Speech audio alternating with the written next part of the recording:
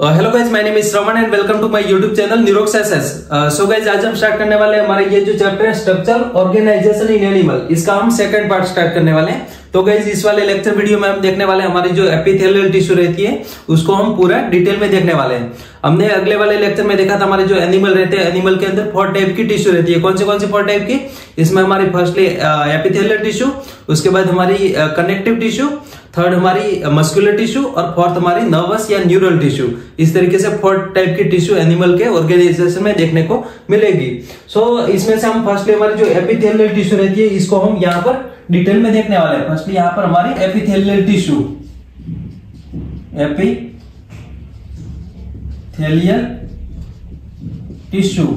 Epithelial tissue को हम epithelium भी बोलेंगे। इसको क्या बोलेंगे? इसको एपिथेलियम भी बोलेंगे, एपिथेलियम भी बोल सकते हैं। ये इसका सिंगुलर हो गया, इसका प्लूरल अगर करना हो तो एपिथेलिया होगा। सो इस तरीके से ये हमारी एपिथेलियल टिश्यू को अगर इसकी डेफिनेशन देनी हो तो इस तरीके से देंगे। हमारी जो एपिथेलियल टिश्यू रहेगी इसकी अगर 2 बाउंड्रीज है, यानी कि उसके 2 सरफेस है, तो ये 2 सरफेस में से इसका जो एक सरफेस रहेगा, एक सरफेस फ्री रहेगा। इसका जो एक सरफेस रहेगा वो फ्री रहेगा। सो यहां पर 1 surface of epithelium is free which faces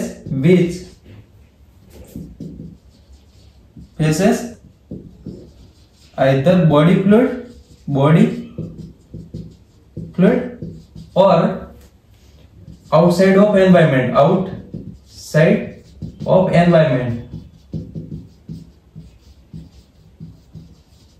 या तो वो बॉडी फ्लूइड को फेस करते हैं। इसका जो फ्री सरफेस रहेगा यहाँ पर एपिथेलियल टिश्यू होने के लिए क्या है, तो एपिथेलियल टिश्यू जो रहेगी इसके 2 सरफेस में से इसका जो एक सरफेस रहेगा या तो वो बॉडी फ्लूइड को फेस करेगा, जैसे कि हमारी जो ब्लड वेसल रहेगी, ब्लड वेसल के अंदर इस तरीके से ब्लड वेसल्स की जो वॉल रहती है, वॉल यहाँ पर बहुत सारे लेयर में बनी हुई होती है। इसमें जो सबसे इनर लेयर रहेगा, इनर लेयर हमारा एपिथेलियल टिश्यू का रहेगा। और इसके अलावा इसके आउटसाइड में हमारे जो कनेक्टिव टिश्यू वगैरह यहाँ पर देखने को मिलेगी, ये हमारी कनेक्टिव टिश्यू वगैरह देखने को मिलेगी। और एपिथेलियल टिश्यू के इनसाइड यहाँ पर हमारा ब्लड रहेगा। यहाँ पर क्या रहेगा? हमारा ब्लड यानी कि हमारा बॉडी फ्लूइड रहेगा।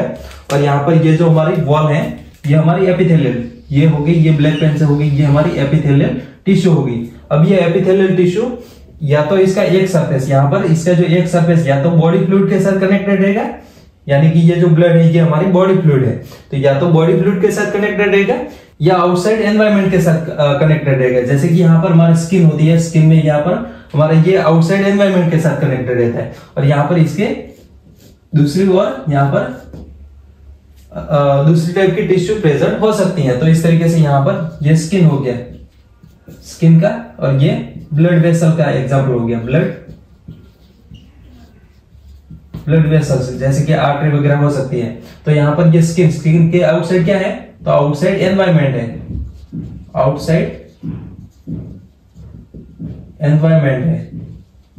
बट यहाँ पर ब्लड वेसल्स में हमारा बॉडी फ्लूइड है। ये कुछ भी हो सकता है, जैसे कि हमारा जो इंटेस्टाइन है, तो इंटेस्टाइन के इनसाइड हमारी कैविटी रहती है, तो ये भी इसके बॉडी फ्लूइड यानी कि हमारे जो न्यूट्रिएंट वगैरह है उसके कनेक्टेड रहेगा। तो ये हमारे एपिथेलियल टिश्यू होगी। और नेक्स्ट में इसके फंक्शन की बात करें तो जो इसका फंक्शन रहेगा, फंक्शन क्या क्या रहेगा? इसके फंक्शन की बात करें तो फंक्शन में पहले तो ये प्रोटेक्टिव रहते हैं, प्रोटेक्टिव लेयर बनाते हैं। इसके अलावा ये सीक्रेटिव रहते हैं, सीक्रेटिव इसका फंक्शन रहता है। ये एब्सॉर्प्शन भी करते हैं, एब्सॉर्प्शन। इसके अलावा डिफ्यूजन बाउंड्री बनाएंगे, डिफ्यूजन बाउंड्रीज बनाएंगे। इसके अलावा ये हमारे बॉडी कैविटी, हमारे जो वेसल्स, डक्ट्स, इसकी लाइनिंग बनाएगी। सो फॉर्म लाइनिंग ऑफ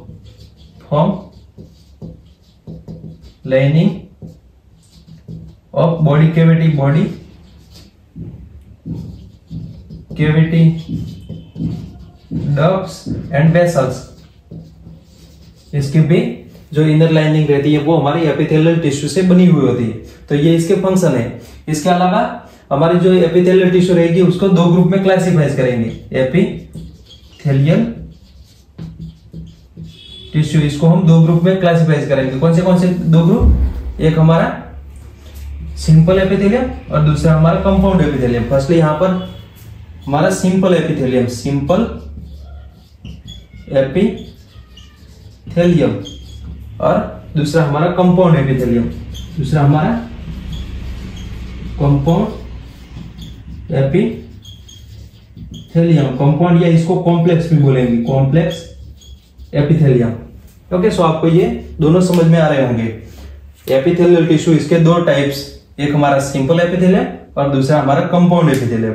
इसमें से सिंपल एपिथेलियम की बात करें तो सिंपल एपिथेलियम जो रहेगा वो ओनली सेल के वन लेयर से बना हुआ होता है, उसमें ओनली एक ही सेल का लेयर प्रेजेंट रहेगा, और कंपाउंड एपिथेलियम में दो और दो से ज्यादा सेल लेयर प्रेजेंट रहेंगे। सो यहाँ पर firstly simple epithelium made up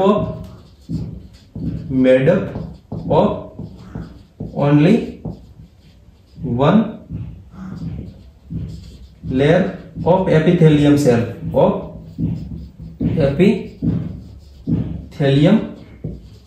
epithelium cell का ओनली वन लेयर प्रेजेंट रहता है। बट यहां पर कंपाउंड एपिथेलियम में मेड अप ऑफ टू और मोर सेल लेयर, दो से ज्यादा सेल लेयर से ये बना हुआ होता है। जैसे कि यहां पर इस तरीके से ले लो, जैसे कि यहां पर कोई एक सेल का ये एक लेयर है, तो ये एक लेयर, इसके अंदर ओनली एक लेयर रहता है। बट यहाँ पर कंपाउंड एपिथेलियम में इस तरीके से यहाँ पर बहुत सारे लेयर में सेल प्रेजेंट रहते हैं। ये दो लेयर है, इस तरीके से ये बहुत सारे सेल लेयर में प्रेजेंट हो सकते हैं, दो और दो से ज्यादा सेल लेयर में प्रेजेंट रहेंगे, तो इसको हम कंपाउंड एपिथेलियम बोलेंगे। अब ये हमारी जो सिंपल एपिथेलियम रहेगी, इसका फंक्शन क्या है? तो इसका फंक्शन है, पहले तो ये पाई कहां पर जाती है, तो हमारी जो lining of body cavity, lining of body cavity, wall of ducts and vessels, ये जो डक्ट्स एंड वेसल्स रहेंगी इसके वॉल में, और हमारी जो बॉडी कैविटी रहती है इसकी लाइनिंग में प्रेजेंट हो सकती है। सो ये form lining of body cavity and wall of ducts. Okay, इसके अलावा इसका फंक्शन क्या रहता है? तो ये फंक्शन रहता है सिक्रेटिव, इसके अलावा एब्सॉर्प्शन भी करती हैं, इसके अलावा इसका और फंक्शन जैसे कि डिफ्यूजन बाउंड्री बनाएगी, डिफ्यूजन बाउंड्री भी बनाती है, तो ये इसका फंक्शन रहेंगे। और हमारे कंपाउंड एपिथेलियम इसका मेन फंक्शन है, एज ए प्रोटेक्टिव लेयर, यानी कि हमारे जो बॉडी पार्ट्स रहेंगे उसको कवर करेगी, यानी कि कवर बॉडी पार्ट्स, इस तरीके से ये रहेगी। ओके, सो इस तरीके से ये हमारे simple epithelium and compound epithelium, यहां तक आपको समझ में आ गया है। इसके बाद हम हमारी जो सिंपल एपिथेलियम है इसको डिटेल में देखते हैं। फर्स्टली हमारे सिंपल एपिथेलियम, उसके बाद कंपाउंड एपिथेलियम को भी देखेंगे। फर्स्टली यहां पर हमारी सिंपल एपिथेलियम,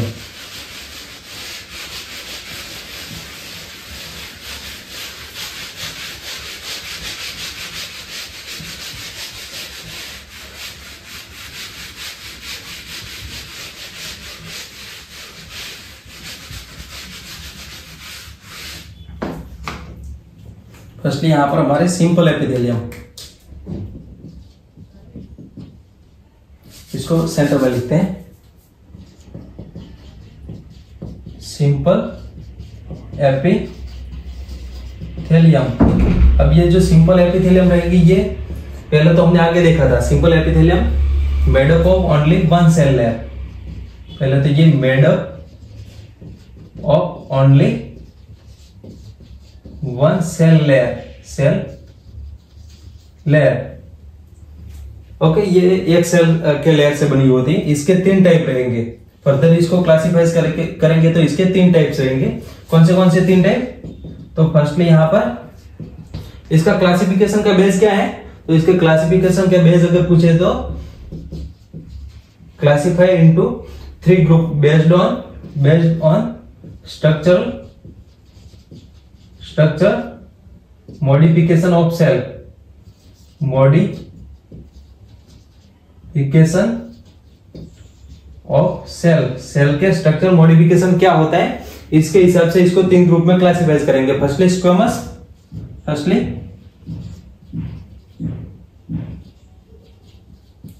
एपिथेलियम, दूसरा हमारा जो टाइप्स रहेगा इसको क्यूबोइडल एपिथेलियम बोलेंगे, क्यूबोइडल एपिथेलियम। तीसरा टाइप है इसको हम बोलेंगे columnar epithelium, columnar epithelium. Okay, so इस तरीके से 3 इसके किसके बेस पे ये क्लासिफिकेशन करते हैं, बेस्ड ऑन स्ट्रक्चर। इसका स्ट्रक्चर मॉडिफिकेशन क्या है, इसके हिसाब से इसको 3 ग्रुप में क्लासिफाइज करेंगे। First squamous epithelium, cuboidal and columnar, इस तरीके से इसको 3 ग्रुप में क्लासिफाइज किया। अब फर्स्टली यहाँ पर स्क्वेमस एपिथेलियम में देखते हैं, तो ये किस तरीके से बनता है, तो ये composed of single layer of cells, single layer of flatted cell with irregular boundaries,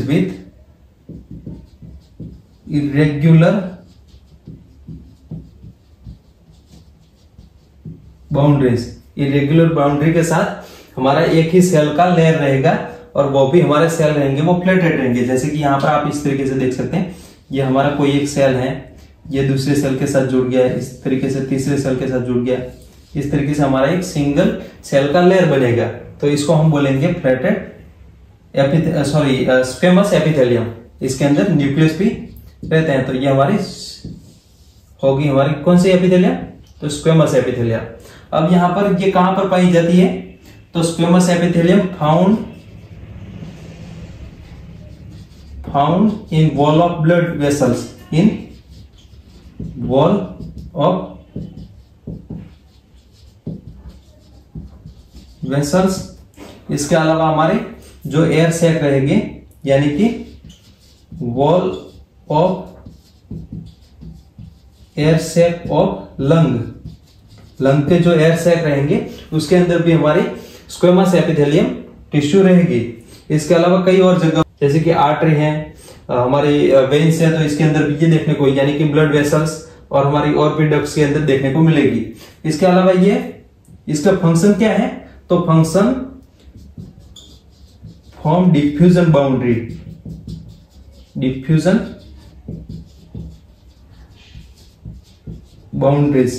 form diffusion boundary. ये डिफ्यूजन बाउंड्री बनाता है। जैसे कि ये जो हमारे एयर सैक्स रहेंगे, लंग्स के अंदर एयर सैक्स रहेंगे, तो वहां पर हमारे जो गैसेस रहेंगे उसका डिफ्यूजन होगा, यानी कि जो हमारे लंग्स में से जो एयर है, ऑक्सीजन है, उसको ब्लड के अंदर मिलाया जाएगा। तो ये डिफ्यूजन के थ्रू इसका ट्रांसपोर्टेशन होगा। ये डिफ्यूजन क्या है, तो डिफ्यूजन हमारा एक टाइप का ट्रांसपोर्टेशन है। सो इस तरीके से ये हमारे स्क्वेमस एपिथेलियम। इसके अलावा दूसरी हमारी क्यूबोइडल एपिथेलियम। क्यूबोइडल एपिथेलियम किसको बोलेंगे, तो ये composed of single layer of cell, single layer of cube like epithelial cell या सेल। इस तरीके से ये बनता है। जैसे कि यहां पर इस तरीके से बहुत सारे क्यूब लाइक सेल मिलके हमारा एक क्यूब लाइक सेल का एक सिंगल लेयर मिलके हमारा एपिथेलियल टिश्यू बनेगा। तो ये हमारा हो गया एपिथेलियल टिश्यू। इसका ये सरफेस फ्री है और ये दूसरी हमारी जो टिश्यू रहेगी इसके साथ ये कनेक्टेड रहेगा। तो इस तरीके से ये हमारा क्यूबोइडल एपिथेलियम। अब हमारा ये जो क्यूबोइडल एपिथेलियम टिश्यू रहेगा वो कहां पर पाया जाता है, तो found in duct of gland. और हमारे जो नेफ्रॉन रहेंगे, नेफ्रॉन के जो ट्यूबुलर पार्ट है वहां पर भी ये देखने को मिलेगी, यानी कि tubular part of nephron of kidney, जो हमारे किडनी में जो नेफ्रॉन रहते हैं, नेफ्रॉन में इसका जो ट्यूबुलर पार्ट रहता है, ये ट्यूबुलर पार्ट मिलके बनता है हमारे क्यूबोइडल एपिथेलियम से। जैसे कि यहाँ पर आपको पता होगा नेफ्रॉन कैसा होता है, तो नेफ्रॉन इस तरीके से, यहाँ पर इस तरीके से ये हमारा नेफ्रॉन रहेगा, इस तरीके से नेफ्रॉन रहेगा।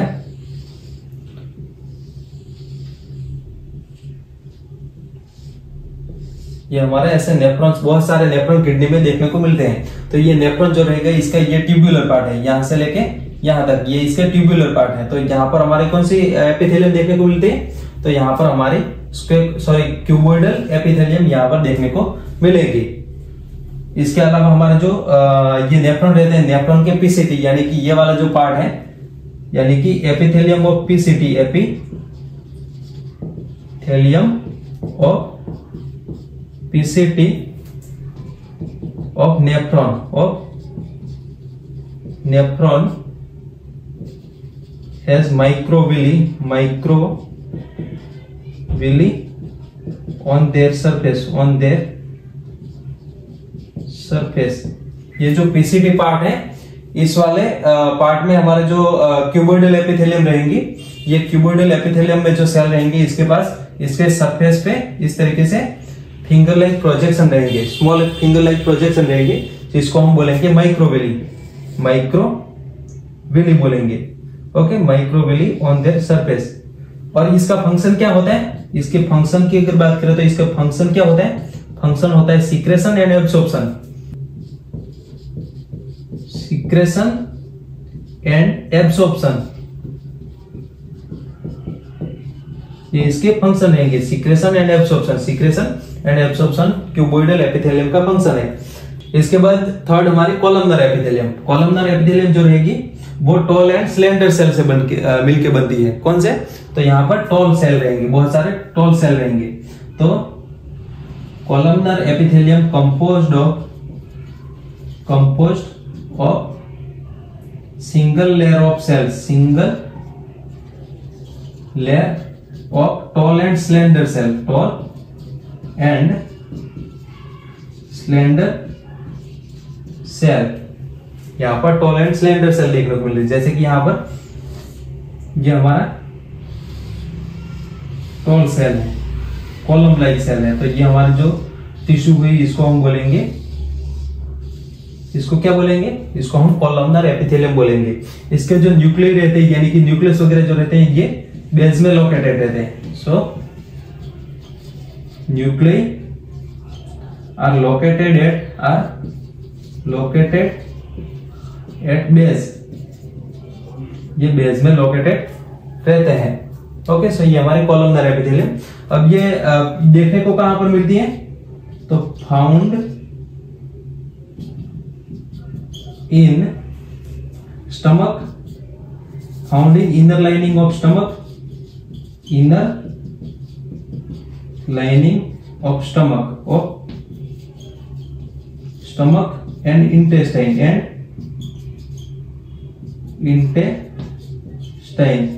स्टमक एंड इंटेस्टाइन में जो इनर लाइनिंग रहेगी वहां पर ये हमारे कॉलमनर एपिथेलियम टिश्यू देखने को मिलेगी। यहां तक आपको समझ में आ गया। इसके बाद इसका फंक्शन क्या रहता है, तो इसके फंक्शन की अगर बात करें तो फंक्शन में सेम हमारे क्यूबोइडल एपिथेलियम का जो फंक्शन था वही हमारा कॉलमनर एपिथेलियम का भी फंक्शन रहेगा, यानी कि secretion and absorption, secretion and absorption. इसका भी सीक्रेशन एंड एब्सॉर्प्शन इसका फंक्शन रहेगा। सो ये इसका फंक्शन हो गया।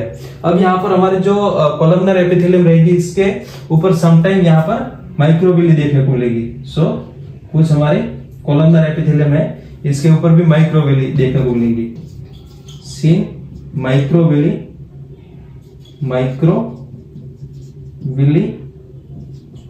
on surface of columnar epithelium,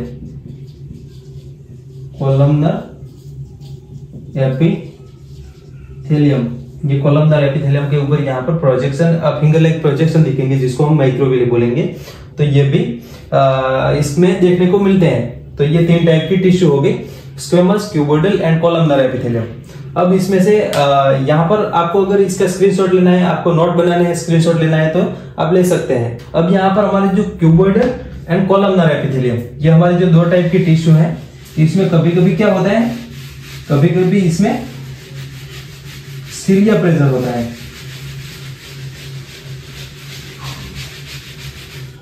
यहां पर इस तरीके से हमारे ये क्यूबॉइडल एपिथेलियम, यानी कि ये हमारे क्यूबॉइडल एपिथेलियम और हमारे कॉलमनर एपिथेलियम, तो ये दोनों के ऊपर कभी कभी सिलिया प्रेजेंट रहता है। So if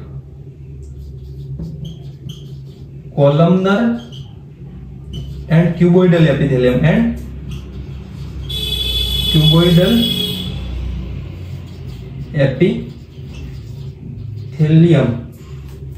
bear cilia on their surface,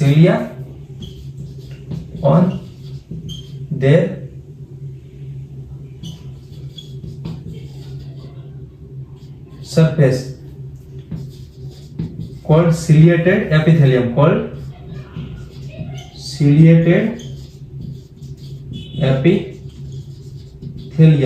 इसको हम सिलिएटेड एपिथेलियम बोलेंगे। जैसे कि यहाँ पर हमारे ये क्यूबॉइडल एपिथेलियम है, तो इसके ऊपर इस तरीके से सिलिया प्रेजेंट होगा, तो इसको हम बोलेंगे सिलिएटेड क्यूबॉइडल एपिथेलियम। ये हमारे सिलिएटेड क्यूबॉइडल एपिथेलियम हो जाएगी। क्या हो जाएगी? ये हमारी सिलिएटेड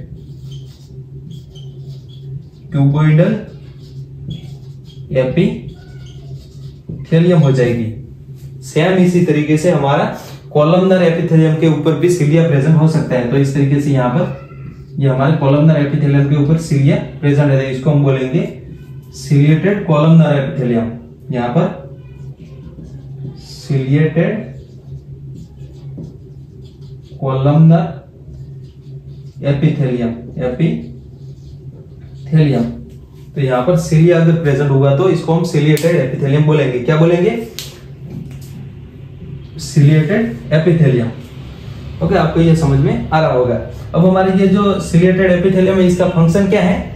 तो इसका फंक्शन है, इसके फंक्शन की अगर बात करें तो फंक्शन है इसका, हमारे जो भी पार्टिकल एंड मक्कज रहेंगे उसको स्पेसिफिक डायरेक्शन में मूव करवाना। So move particle and mucus in specific direction. Move particle and mucus in specific direction over surface of epithelium.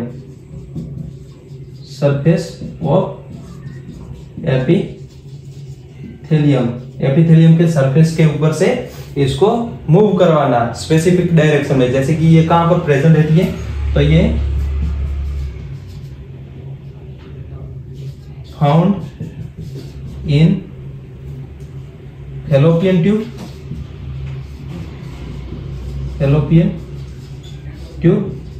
And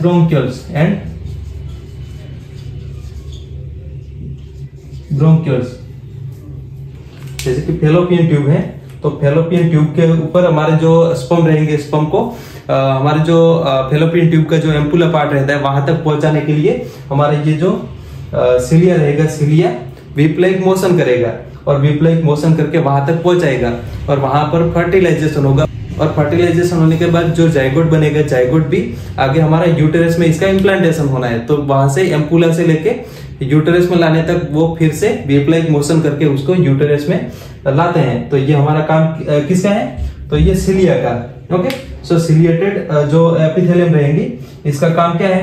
तो move particle and mucus in specific direction over the surface of epithelium. Same इसी तरीके से यहाँ पर bronchioles हैं, तो bronchioles में हमारा जो मक्कज वगैरह बनता है तो उसको बाहर लाते हैं, उसको विप्लाइक मोशन करके उसको बाहर लाते हैं। तो ये हमारा काम है सिलिएटेड एपिथेलियम का। सो आपको ये सिलिएटेड एपिथेलियम समझ में आ गया। अगर ये भी आपको स्क्रीनशॉट लेना है या लिखना है तो लिख सकते हैं। इसके अलावा हमारे जो एपिथेलियम, कॉलमनर एपिथेलियम है, सिलिएटेड एपिथेलियम, कभी कभी क्या होता है, वो एक स्पेसिफिक सीक्रेशन के लिए इसका मॉडिफिकेशन हुआ होता है। समटाइम हमारे क्यूबोइडल एपिथेलियम एंड हमारे कॉलमनर एपिथेलियम, इसका मॉडिफिकेशन हुआ होता है किसके लिए? तो सीक्रेशन करने के लिए। जैसे कि जो ग्लैंड रहती है तो ग्लैंड के अंदर हमारे ये मॉडिफिकेशन हुआ होता है, तो इसको इस तरीके से बोलेंगे sometime cuboidal and columnar epithelium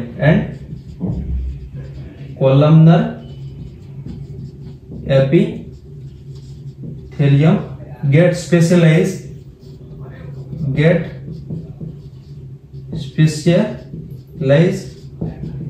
for secretion called glandular epithelium,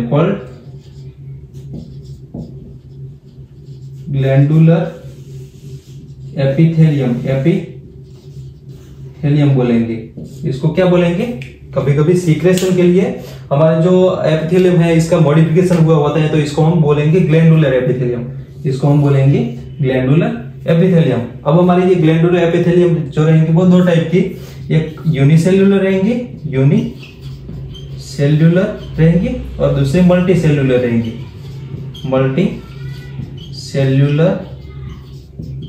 इसको फुल लिखे तो glandular epithelium, multi cellular glandular epithelium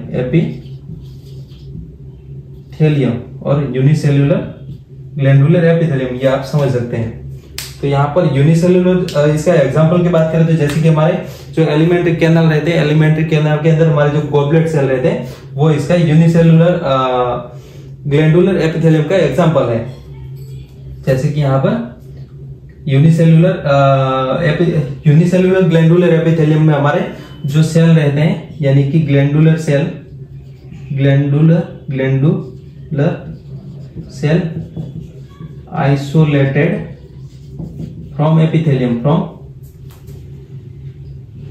epithelial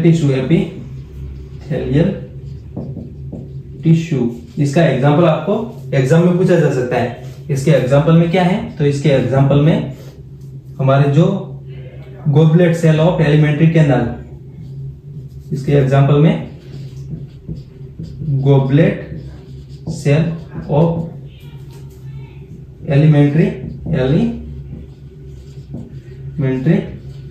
canal, यानी कि एलिमेंट्री कैनल यानी कि क्या? एलिमेंट्री कैनल यानी कि हमारा माउथ से लेके जो एनस रहता है, एनस तक हमारा जो डाइजेस्टिव ट्रैक्ट रहता है उसको हम एलिमेंट्री कैनल बोलेंगे। तो इसके अंदर के जो गॉबलेट सेल रहते हैं ये हमारे यूनिसेल्युलर ग्लैंडुलर एपिथेलियम, जैसे कि ये हमारे हम इस तरीके से बात की, जैसे कि यहाँ पर ये हमारा सेल है तो ये सेल इसका मॉडिफिकेशन हुआ होता है ग्लैंडुलर सेल में। इस तरीके से ये ग्लैंडुलर सेल बन गया। अब ये सीक्रेशन करने के लिए रिस्पॉन्सिबल रहता है। इस तरीके से ये हमारी जो ओनली एक सेल ही पूरी टिश्यू में ओनली एक सेल ही आइसोलेटेड तरीके से ग्लैंडुलर सेल में मॉडिफिकेशन इसका हुआ होता है। बट यहाँ पर मल्टी सेल्युलर ग्लैंडुलर एपिथेलियम में क्या होता है? तो मल्टी सेल्युलर ग्लैंडुलर एपिथेलियम में हमारे जो सेल रहते हैं सेल का क्लस्टर रहता है। सो cluster of cell converted into glandular epithelium, glandular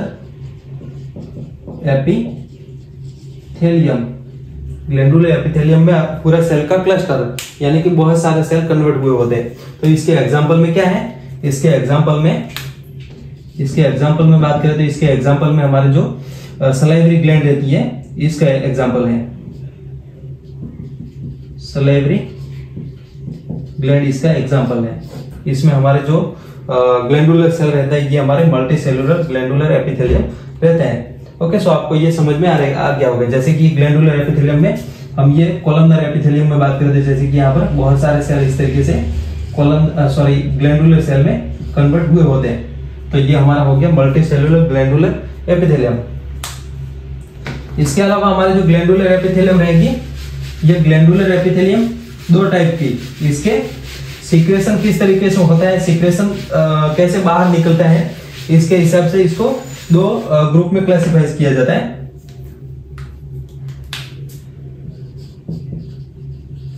glandular epithelium, दो टाइप की, एक हमारी एंडोक्राइन और दूसरी एक्सोक्राइन। फर्स्टली यहां पर एक्सोक्राइन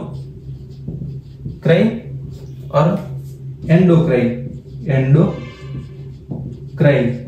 फर्स्टली यहां पर एक्सोक्राइन की बात करें तो ये इसका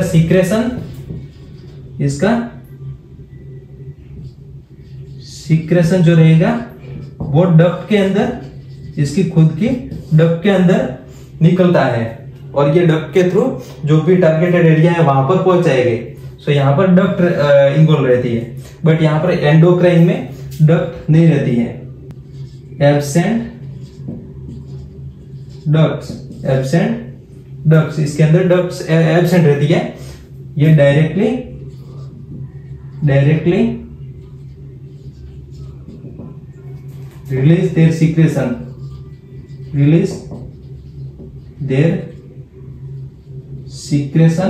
into body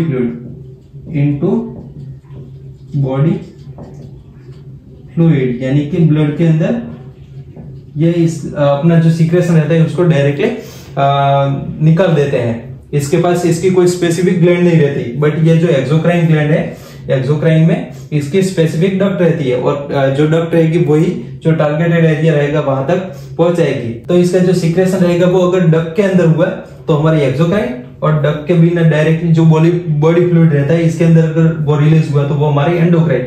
इसके एग्जांपल में हार्मोन, हमारे जो हार्मोन रहते हैं, हार्मोन हमारे एंडोक्राइन ग्लैंड के हार्मोन रहते हैं।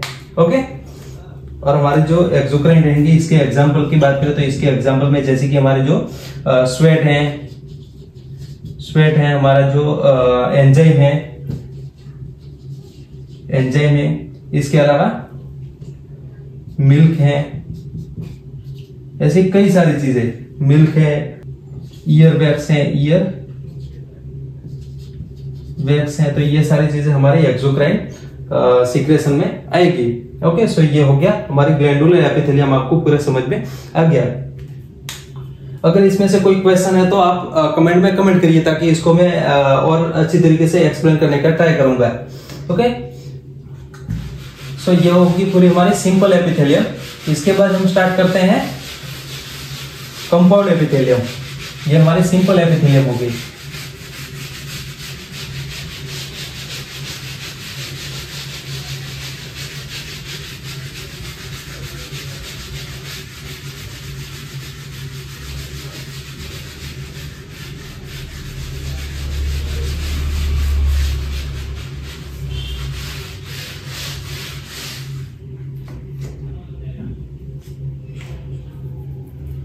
इसके बाद हमारे compound epithelium. Compound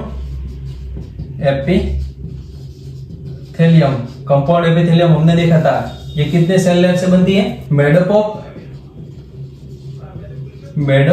of two और मोर सेल लेयर, टू और मोर सेल लेयर यानी कि मल्टी सेल्यूलर रहेंगी, सो इस वजह से इसका सीक्रेशन एंड एब्सॉर्प्शन में इसका नेग्लिजिबल रोल रहेगा। So role in secretion and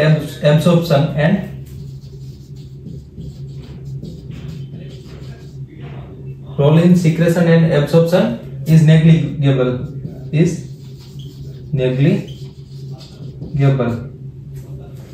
तो इसका फंक्शन क्या रहेगा? इसका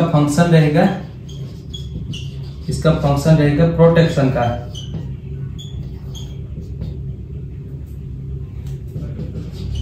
प्रोटेक्शन यानी कि protect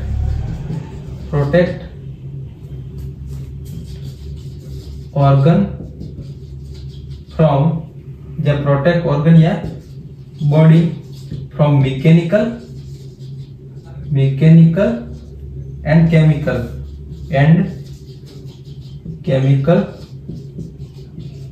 stress and mechanical stress से ये बॉडी को बचाएगी, इसको प्रोटेक्ट करेगी। तो ये इसका मेन फंक्शन रहता है। अब ये कहां पर देखने को मिलती है?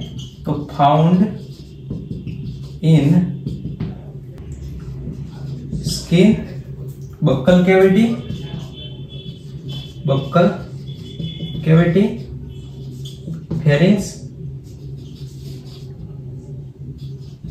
फेरिंग्स। इसके अलावा हमारे जो वॉल रहेंगी, कुछ डक्ट रहेंगी, उसकी वॉल रहेंगी। So wall of ducts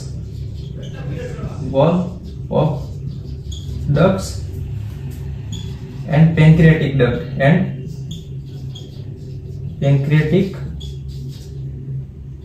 duct के अंदर भी ये पाई जाएगी। तो ये found in skin, buccal cavity, pharynx, wall of ducts and pancreatic duct, ये जगह पर ये हमारी जो कंपाउंड एपिथेलियम रहेगी वो पाई जाएगी। ओके, सो इस तरीके से हमारी कंपाउंड एपिथेलियम ये पूरी होगी हमारी कंपाउंड एपिथेलियम। सो ये होगी हमारे कंपाउंड एपिथेलियम, और आगे हमने देख लिया सिंपल एपिथेलियम। अगर इसमें से कोई भी क्वेश्चन है तो प्लीज कमेंट में कमेंट करिए, और अगर ये वीडियो आपको पसंद आए तो please like my video, subscribe my channel and hit the bell icon. Okay, thank you guys.